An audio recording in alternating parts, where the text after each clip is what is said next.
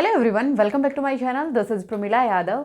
आज की क्लास में हम डिस्कस करने वाले हैं कोहलबर्ग मोरल डेवलपमेंट थ्योरी, यानी कोहलबर्ग का नैतिक विकास का सिद्धांत। आज की क्लास में हम देखेंगे मोरल डिलेमा क्या होता है, मोरल रीजनिंग क्या होती है, यानी नैतिक दुविधा क्या होती है, नैतिक तर्कणा क्या होती है। 3 लेवल्स हैं इस थ्योरी के, pre conventional, conventional and post conventional, पारंपरिक, गैर पारंपरिक, पारंपरिक और पश्च पारंपरिक। फिर उसके बाद स्टेजेस, 6 स्टेजेस हैं, obedience and punishment, self interest and reward, good boy and nice girl, law and order orientation, social construct orientation and universal ethical principles. ये सब हम आज की क्लास में डिस्कस करने वाले हैं। देखिए, जब एग्जामिनर क्वेश्चन बनाता है तो पहला क्वेश्चन वो यहीं से बना सकता है, मोरल डेवलपमेंट थ्योरी किसने दी थी। तो मोरल डेवलपमेंट थ्योरी के जनक कौन थे? कोहलबर्ग थे। सबसे पहली चीज याद रखनी है कि मोरल डेवलपमेंट थ्योरी, नैतिक विकास का सिद्धांत किसने दिया था? कोहलबर्ग ने दिया था। लेकिन मोरल डेवलपमेंट पे काम करने वाले पहले इंसान कोहलबर्ग नहीं थे, उससे पहले पियाजेट ने भी मोरल डेवलपमेंट पर काम किया था। ये चीज़ भी आपको याद रखनी है। ऑप्शन में ये तो आपको पियाजेट गिवन होगा या फिर आपको कोहलबर्ग गिवन होगा। जब हम पियाजेट का नाम सुनते हैं तो हमारे माइंड में आता है कोग्निटिव डेवलपमेंट थ्योरी, लेकिन ऐसा नहीं है। पियाजेट ने पहले मोरल डेवलपमेंट पर काम किया था, लेकिन इन्होंने अपने काम को अधूरा छोड़ दिया और ये कोग्निटिव डेवलपमेंट के क्षेत्र में चले गए। उनके काम को आगे बढ़ाया था कोहलबर्ग ने। तो ये दोनों नाम आपको याद रखने हैं। उसके बाद एग्जामिनर आपसे क्वेश्चन पूछ सकता है, मोरल डेवलपमेंट थ्योरी की कितनी लेवल्स होते हैं? मोरल डेवलपमेंट थ्योरी में 3 लेवल्स हैं। तीनों नाम भी आपको ध्यान रखने हैं। कौन कौन से? Pre conventional, conventional and post conventional. जब आपको ऑप्शन देता है तो यहाँ पर आपको फंसाता है पियाजेट के साथ में। यहाँ पर 4 ऑप्शन में एक पियाजे की स्टेज डाल देता है, चाहे वो प्री ऑपरेशनल डाले, चाहे वो ऑपरेशनल डाले, चाहे वो फॉर्मल ऑपरेशनल डाले। तो ये तीनों आपको याद रखने। ये कौन सी स्टेज है? कन्वेंशनल है। प्री कन्वेंशनल, कन्वेंशनल और पोस्ट कन्वेंशनल, तीनों आपको सीक्वेंस से पता होने चाहिए। फिर उसके बाद 6 स्टेजेस की बात करते हैं। हर एक लेवल के 2-2 स्टेजेस होते हैं। प्री कन्वेंशनल जो स्टेज है, इसके 2 लेवल हैं, obedience and punishment, self interest and reward. फिर उसके बाद कन्वेंशनल की बात करें तो कन्वेंशनल की भी 2 स्टेजेस हैं, good boy and nice girl orientation, law and order orientation. और फिर थर्ड की हम बात करें तो लास्ट वाले जो 2 स्टेजेस हैं, ये थर्ड लेवल की हैं, social construct orientation and universal ethical principle. ये जो 6 की 6 स्टेजेस हैं, ये आपको सीक्वेंस में याद करनी है। इनका टाइम पीरियड और मैं आपको बता दूं, ओबीडियंस एंड पनिशमेंट है, ये बच्चे में 4 से 7 साल की उम्र में आती है। ये देखा गया है कि जब बच्चा जन्म लेता है, जन्म के बाद इन्फेंसी तक, अर्ली चाइल्डहुड तक बच्चा ना तो मोरल होता है और ना ही इमोरल होता है, ना तो वो नैतिक होता है और ना ही वो अनैतिक होता है। जैसे जैसे वो अपने समाज के साथ इंटरेक्ट करता है, समाज का ऑब्जर्वेशन करता है, तो वहाँ से बच्चे की जो नैतिकता है वो डेवलप होती है। नैतिकता क्या होती है? सही और गलत के बीच में डिफरेंस करना, न्याय और अन्याय के बीच में डिफरेंस कर पाना ही नैतिकता होती है। अब ये जो नैतिकता है, इसके पीछे मोरल रीजनिंग होती है, अभी हम समझेंगे। अभी एक बार स्टेजेस की बात कर लें। ओबीडियंस एंड पनिशमेंट है, 4 से 7 साल में होती है। सेल्फ इंटरेस्ट एंड रिवॉर्ड है, 7 से 10 साल तक होता है। 3-3 साल के गैप में आप याद रखें। Good boy and nice girl है, वो 10 से 13 साल में होगी। 13 से 16 में लॉ एंड ऑर्डर आएगा। 16 से आपका 19 तक या फिर 18 तक ही लिखा होता है मोस्टली, 16 से 18 तक सोशल कंस्ट्रक्ट, और 18 से अबू में जो लास्ट वाली स्टेज है, यूनिवर्सल एथिकल प्रिंसिपल है, ये डेवलप हो जाती है। अब हम समझते हैं मोरल डिलेमा क्या होता है और मोरल रीजनिंग क्या होता है। ये जो मोरल डिलेमा और मोरल रीजनिंग है, ये डेली लाइफ में हम फेस करते हैं। हमारे सामने 2 सिचुएशन होती हैं और दोनों सिचुएशन में से हमें एक को चूज करना होता है। जैसे हमारे सामने 2 एग्जाम है, दोनों एग्जाम एक साथ एक डेट पे आ गए, तो अभी हमारे पास मोरल डिलेमा है, नैतिक दुविधा है कि हम कौन से एग्जाम को देने जाएं और कौन से एक एग्जाम को छोड़ दें। मोरल डिलेमा में जब भी इंसान फंसता है, उसमें उसको कुछ ना कुछ लॉस तो जरूर होता है, चाहे वो किसी भी दोनों में से एक ऑप्शन को चूज करेगा तो भी उसको लॉस होना तो अनिवार्य है, होगा ही होगा। ऐसी सिचुएशन में ही मनुष्य मोरल डिलेमा में फंसता है। अगर उसके पास दो ऑप्शन है, एक में फ़ायदा हो रहा है, एक में नुकसान हो रहा है, तो वो ईजिली जिसमें नुकसान हो रहा है उस चीज़ को छोड़ देगा और जिसमें फ़ायदा हो रहा है उसमें चला जाएगा। लेकिन मोरल डिलेमा तो तब आती है जब उसके पास दो ऑप्शन है और दोनों में ही उसका लॉस होना अनिवार्य है।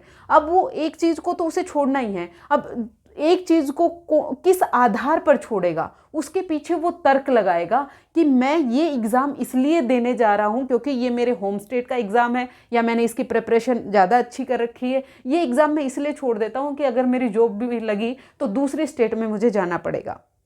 तो यहाँ पर ये जो तर्क दिया उसने, यही क्या होती है, मोरल रीजनिंग होती है। जब मनुष्य मोरल डिलेमा में फंसता है तो उस डिलेमा से निकलने के लिए, उस दुविधा से निकलने के लिए वो अपनी रीजनिंग लगाता है, वो अपनी मोरल रीजनिंग, नैतिक तर्कना लगाता है कि मैं ये काम करूँगा तो इसके पीछे कारण ये होगा। कोहलबर्ग की थ्योरी के अकॉर्डिंग जो रिजल्ट है, जो डिसीजन उसने लिया, वो इंपॉर्टेंट नहीं है, डिसीजन के पीछे ये रीजनिंग क्या थी, मोरल रीजनिंग, उसने तर्क क्या दिया, ये इंपॉर्टेंट होता है। दोबारा से समझिए, मोरल डेवलपमेंट थ्योरी में कोहलबर्ग कहते हैं कि डिसीजन लेना कोई बड़ी बात नहीं है, डिसीजन क्या लिया उसने वो इंपॉर्टेंट नहीं है, उस डिसीजन के पीछे तर्क क्या है ये इंपॉर्टेंट होता है। तो इन्होंने मोरल रीजनिंग को इंपॉर्टेंस दी है। मोरल डिलेमा दुविधा होती है, उस दुविधा से निकलने के लिए जब मनुष्य कोई तर्क लगाता है, कोई रीजनिंग लगाता है, तो वही उसकी मोरल रीजनिंग होती है। ये जो मोरल रीजनिंग है ये सीक्वेंशियल कर्व में बढ़ती है, यानी इसका जो ऑर्डर है वो कैसा होता है, सीक्वेंस में होता है, ऑर्डर में होता है, ये एक क्रम में चलती है। बच्चे की जो मोरलिटी है वो एक क्रम में डेवलप होती है, यानी पहले बच्चे में ओबीडियंस एंड पनिशमेंट आएगी, फिर सेल्फ इंटरेस्ट आएगी, फिर good boy and nice girls की ओरिएंटेशन आएगी। इस तरह से बच्चे की मोरल रीजनिंग है वो बढ़ती है। हर एक स्टेज के पीछे जब ये बच्चा ये तर्क दे रहा है ना, हर एक स्टेज में ये जो तर्क देगा वो डिफरेंट होगा, क्योंकि उसकी मोरलिटी वहाँ तक ही डेवलप हुई है। ये हम बहुत एक फेमस एग्जाम्पल है उससे समझते हैं। जब भी आपने कोहलबर्ग की मोरल डेवलपमेंट थ्योरी पढ़ी होगी तो आपने हाइंस की स्टोरी सुनी होगी। हाइंस हैं वो एक ऐसे इंसान थे जिनकी पत्नी बहुत ज़्यादा बीमार थी और वो जो दवा लेने जा रहा था वो बहुत कॉस्टली थी, उसके पास उस दवा के उतने पैसे नहीं थे। उसने कहा, डॉक्टर से कहा कि आप मुझे ये दवा प्रोवाइड करवा दो, कम पैसे में करवा दो, मैं आपको बाद में दे दूंगा, लेकिन डॉक्टर इस चीज़ से एग्री नहीं हुआ। तो उसने क्या किया, उस दवा को चोरी कर लिया। ये स्टोरी सुनाई गई ये अलग अलग एज ग्रुप के बच्चों को। अब कुछ बच्चों ने कहा कि ये सही था क्योंकि उसकी अगर वो चोरी नहीं करता तो उसकी पत्नी की डेथ हो जाती। किसी ने कहा नहीं, उसे चोरी नहीं करनी चाहिए थी, उसने चोरी की, चोरी करना तो गलत बात है। किसी ने कहा उसे चोरी नहीं करनी चाहिए थी क्योंकि उसे सज़ा मिलेगी। कोई कहेगा कि उसे चोरी कर ली तो ठीक किया क्योंकि उसने अपनी पत्नी को बचा लिया। ये अलग अलग तर्क दिए गए बच्चों के द्वारा, ये हम समझते हैं, यही इस थ्योरी में इम्पोर्टेंट है। देखिए, पहले जब हम स्टेज की बात करते हैं ओबीडियंस एंड पनिशमेंट, इसमें बच्चा जब भी कोई डिसीजन लेगा वो सज़ा को और जो उसे पनिशमेंट मिलेगी वो इम्पोर्टेंट है। आपसे क्वेश्चन पूछा जाता है कि जो मोरलिटी है वो एक्सटर्नल रूप से संचालित कौन सी स्टेज में होती है, तो first stage and second stage, यानी आपकी जो फर्स्ट लेवल है, प्री कन्वेंशनल जो लेवल है, इसमें जो मोरलिटी है वो बाह्य रूप से संचालित होती है। बाह्य रूप से संचालित होने का मतलब जो सज़ा उसे मिल रही है, जो पनिशमेंट उसे मिल रहा है, या फिर जो रिवॉर्ड उसे मिल रहा है, जो इनाम उसे मिल रहा है, वही उसकी मोरलिटी को डिफाइन करता है। हाइंस ने जब चोरी की तो बच्चे ने कहा कि उसे चोरी नहीं करनी चाहिए थी क्योंकि अगर उसने चोरी की है तो उसे पनिशमेंट मिलेगी। इसने चोरी करने को गलत क्यों बताया, क्योंकि उसे पनिशमेंट मिलेगी। यही उसकी मोरल रीजनिंग होती है। तो यहाँ पर बच्चे की जो मोरलिटी है वो किस पर बेस्ड हुई, जो सज़ा और इनाम है उस पर बेस्ड हुई, यानी रिवॉर्ड और पनिशमेंट पर बेस्ड हुई। बच्चा कोई भी गलत काम इसलिए नहीं करता क्योंकि उसे क्या मिलेगी, पनिशमेंट मिलेगी, सज़ा मिलेगी, नाम में ही है। पहली स्टेज क्लियर हुई।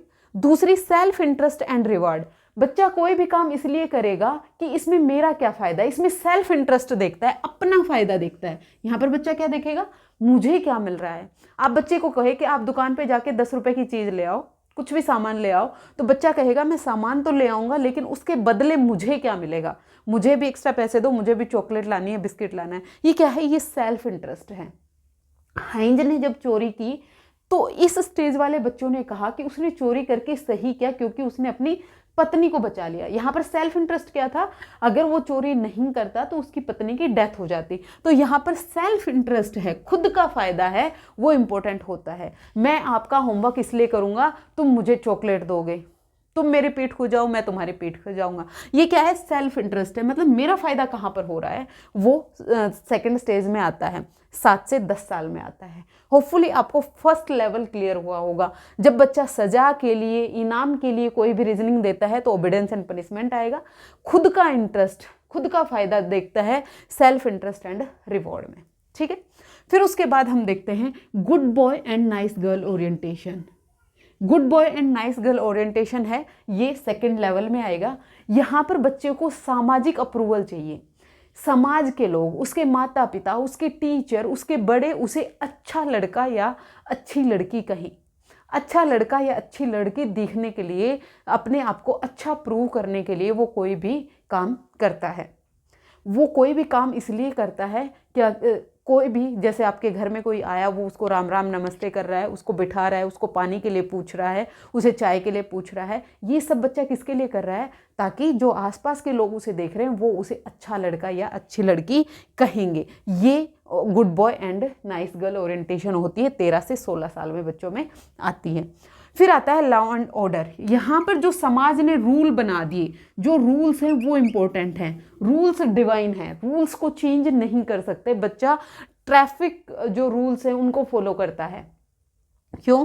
क्योंकि जो रूल्स बना दिए गए वो इम्पोर्टेंट होते हैं। इनको लगता है कि जो रूल्स हैं वो चेंज नहीं हो सकते, जो रूल्स हैं वो किसी दिव्य आत्मा ने बनाए हैं और उनको फॉलो करना ही जरूरी होता है। यानी जो सामाजिक जो नियम कानून कायदे हैं वो इम्पोर्टेंट होते हैं। लॉ एंड ऑर्डर, नाम से ही आपको ध्यान रखना है। लॉ एंड ऑर्डर का मतलब जो समाज ने नियम कानून कायदे बना दिए उनको फॉलो करना है किसी भी हाल में। तो ये बच्चे क्या कहेंगे, हाइंज ने चोरी नहीं करनी चाहिए थी क्योंकि उसने चोरी करके लॉ एंड ऑर्डर को तोड़ा है। लॉ एंड ऑर्डर नहीं टूटना चाहिए किसी भी हाल में, चाहे उसकी पत्नी की डेथ हो जाए। तो ये क्या था, लॉ एंड ऑर्डर ओरिएंटेशन, जब बच्चा 13 से 16 साल में होता है तो आती है। फिर उसके बाद आता है सोशल कंस्ट्रक्ट ओरिएंटेशन। ये थर्ड लेवल आ गया, ये हाईएस्ट लेवल ऑफ मोरलिटी होता है। अगर आपसे कोई पूछे हाईएस्ट लेवल ऑफ मोरलिटी कौन सा होता है, हाईएस्ट लेवल ऑफ मोरलिटी होता है पोस्ट कन्वेंशनल स्टेज। इसमें जो बच्चा होता है वो कहेगा कि सोसाइटी ने जो रूल बनाए हैं वो बिल्कुल ठीक है, उनको फॉलो करना चाहिए, लेकिन अगर कहीं भी हमें ऐसा लगता है कि जो समाज के द्वारा बनाए गए रूल्स हैं उनको चेंज किया जाना चाहिए मानव की भलाई के लिए, तो उन रूल्स को चेंज भी किया जा सकता है। ऐसा नहीं है कि जो रूल्स बन गए वही हमेशा ठीक रहेंगे, उनमें चेंज भी पॉसिबल है। तो ये कौन सी स्टेज में बच्चा सोचता है, ये सोचता है सोशल कंस्ट्रक्ट ओरिएंटेशन में। इसमें बच्चा, जो हाइंज की स्टोरी थी, इसमें बच्चा कहेगा कि उसने चोरी करके ठीक किया, क्योंकि अगर वो रूल तोड़े भी हैं तो उसने किसी के फायदे के लिए तोड़े हैं। उसकी जो पत्नी है उसकी जान बच गई, इसके लिए उसने रूल तोड़े थे, तो उसने चोरी करके कुछ भी गलत नहीं किया। यानी समाज के जो रूल हैं उनमें चेंज पॉसिबल है। जब भी चेंज, रूल्स को चेंज करने की बात आएगी तो बच्चा कहाँ करेगा, सोशल कंस्ट्रक्ट ओरिएंटेशन में करेगा। लास्ट स्टेज होती है यूनिवर्सल इथिकल प्रिंसिपल। यहाँ पर बहुत कम बच्चे हैं या फिर बहुत कम वयस्क हैं जो यूनिवर्सल इथिकल प्रिंसिपल मोरलिटी पर पहुंच पाते हैं। यहाँ पर वो खुद के बारे में नहीं सोचते, दूसरों के बारे में सोचते हैं। जितने भी हमारे ये स्वतंत्रता सेनानी रहे, चाहे आप भगत सिंह की बात करें, चाहे आप सुखदेव की बात करें, किसी को भी ले लें, सुभाष चंद्र बोस को ले लें, इनमें सब में यूनिवर्सल इथिकल प्रिंसिपल की ओरिएंटेशन आ गई थी। ये खुद के बारे में नहीं सोचते, ये समाज, राष्ट्र, सोसाइटी, इनकी भलाई के बारे में सोचते हैं। कोई भी काम सबकी भलाई के लिए करते हैं, सेल्फ इंटरेस्ट को ये साइड में रख देते हैं। तो ये थी 6 स्टेजेस मोरल डेवलपमेंट थ्योरी में। होपफुली आपको क्लियर हुई होंगी। अगर आपको कहीं भी डाउट आता है तो आप मुझे कमेंट सेक्शन में पूछें, या फिर कोई भी ऐसा टॉपिक है जो आपको लगता है कि आपका क्लियर नहीं हो रहा है तो मैं उसकी ज़रूर से वीडियो बनाऊंगी, आप मुझे कमेंट सेक्शन में सजेस्ट कर सकते हैं। उसके अलावा हम बात करें तो आज की क्लास में हमने क्या देखा। आज की क्लास में हमने देखा मोरल डेवलपमेंट थ्योरी है, ये किसने दी थी? कोहलबर्ग ने दी थी।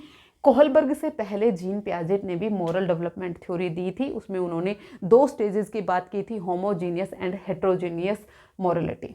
उसके बाद हम बात करें जो कोहलबर्ग की मोरल डेवलपमेंट थ्योरी है, इसके 3 लेवल हैं, pre conventional, conventional and post conventional. हर एक लेवल की 2-2 स्टेजेस होती हैं, हर एक स्टेज की अपनी अपनी मोरल रीजनिंग होती है।